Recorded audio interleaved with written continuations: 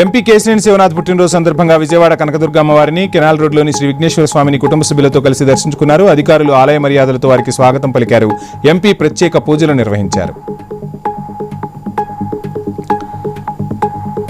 ములుగు జిల్లా వెంకటాపురం మండలం అలిబాక గ్రామ పరిధిలో టేకు దిమ్మెలను అక్రమంగా తరలిస్తుండగా బొలెరో వాహనాలను అటవీశాఖ అధికారులు పట్టుకున్నారు. వాహన డ్రైవర్లు తప్పించుకున్నారు. పోలీసులు కేసు నమోదు చేసి విచారణ చేపట్టారు. పట్టుబడిన కలప విలువ సుమారు 4 లక్షల రూపాయలు ఉంటుందని అధికారులు తెలిపారు.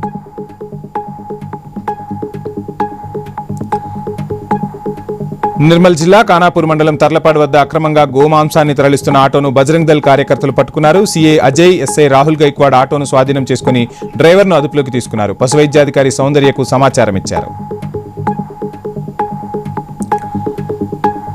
జోగులాంబ గద్వాల జిల్లా ఐజ మండలం వెంకటాపురం గ్రామంలో వర్షాలు లేక రైతులు తీవ్ర ఇబ్బందులు ఎదుర్కొంటున్నారు. వానల కోసం గ్రామ దేవతలకు ప్రత్యేక పూజలు నిర్వహించారు. ఎడ్ల బండ్లపై తుంగభద్రా నది నుంచి తీసుకొచ్చిన నీటితో గ్రామ దేవతలకు జలాభిషేకం చేశారు. వానలు కురవాలని దేవుని ప్రార్థించారు ఆ గ్రామ ప్రజలు. జీవీఎంసీ పరిధిలో పార్టీ ఫిరాయించిన కార్పొరేటర్లపై అనర్హత వేటు పెండింగ్ లో ఉండగా స్టాండింగ్ కమిటీ ఎన్నికలు ఏ విధంగా నిర్వహిస్తారని వైసీపీ ఫ్లోర్ లీడర్ బాణాల శ్రీనివాస్ ప్రశ్నించారు. ఫిరాయింపు సభ్యులకు ఓటు హక్కు కల్పించడం నిబంధనలకు విరుద్ధమన్నారు. వారి ఓటు హక్కును వెంటనే రద్దు చేయాలని డిమాండ్ చేశారు. నిజామాబాద్ జిల్లా బాన్సువాడ కాంగ్రెస్ లో వర్గపోరు మరోసారి బయటపడింది. ఎమ్మెల్యే పోచారం శ్రీనివాసరెడ్డి, ఏనుగు రవీందర్రెడ్డి వర్గీయుల మధ్య వర్గపోరు తారాస్థాయికి చేరింది. మంత్రి సీతక్క పర్యటనలో ఇరు వర్గాల మధ్య ఘర్షణ వాతావరణం నెలకొంది. ఏనుగు రవీందర్రెడ్డి రానియకుండా పోచారం వర్గీయులు అడ్డుకున్నారు. ఇరు వర్గాలను సముదాయించే ప్రయత్నం చేశారు పోలీసులు. అవాంఛనీయ ఘటనలు జరగకుండా బందోబస్తు ఏర్పాటు చేశారు. ఓయూ లైబ్రరీలో నిరుద్యోగులు నిరసన తెలిపారు. జాబ్ క్యాలెండర్ ప్రకటించి సంవత్సరమైనా ఉద్యోగ నోటిఫికేషన్ ఇవ్వలేదని ఆగ్రహం వ్యక్తం చేశారు. జాబ్ క్యాలెండర్ బోగస్ అంటూ ప్రభుత్వానికి వ్యతిరేకంగా పెద్ద ఎత్తున నినాదాలు చేశారు.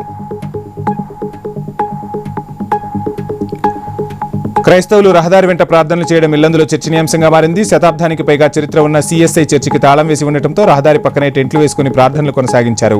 రైటర్ బస్తీలో ఉన్న కొత్త చర్చిలో ప్రార్థనలు చేయాలని కమిటీ సూచనలు చేసినా పురాతన చర్చిలోనే ప్రార్థనలు చేస్తామని వారు తేల్చి చెప్పారు.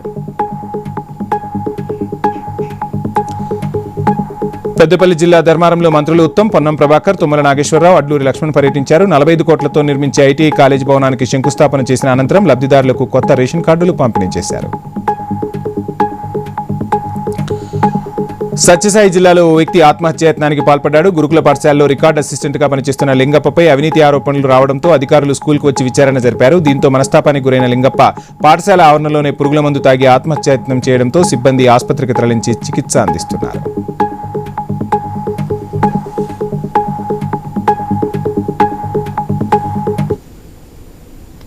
ఇవి బులెటిన్ అప్డేట్స్. స్టేట్